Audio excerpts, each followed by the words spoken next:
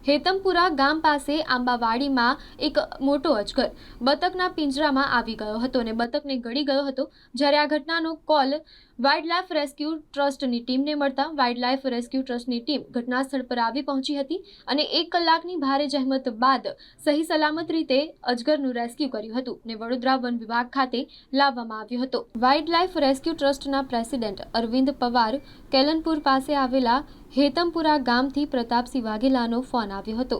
તે હેતમપુરા ગામ પાસે આંબાવાડીમાં એક મોટો અજગર બતકના પિંજરામાં આવી ગયો છે અને બતકને ગળી ગયો છે। આ ફોન આવતાની સાથે જ સંસ્થાના સેક્રેટરી યુવરાજસિંહ રાજપૂત અને સંસ્થાના કાર્યકર જીતેન્દ્ર તડવી, સુરેશ રાઠોડ, અમિત વસાવા, વિશાલ રાઠોડ અને વડોદરાના વન વિભાગના અધિકારીને લઈને ત્યાં પહોંચ્યા હતા અને ત્યાં જોતા 8 ફૂટનો એક મોટો અજગર બતકને ગળીને રૂમમાં બેઠો હતો। આ અજગરને 1 કલાકની ભારે જહેમત બાદ સહી સલામત રીતે રેસ્ક્યુ કરીને વડોદરા વન વિભાગ ખાતે લઈ જવામાં આવ્યો હતો।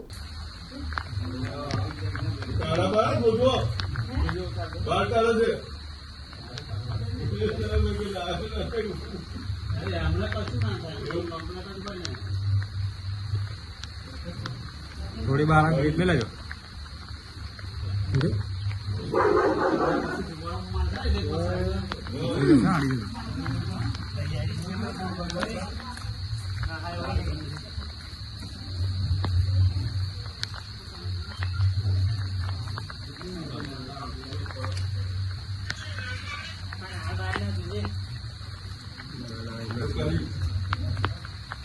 कैसे करी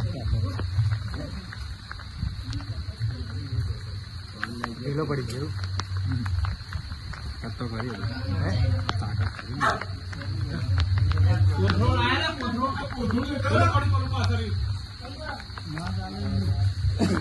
कंटन नो पूछो नहीं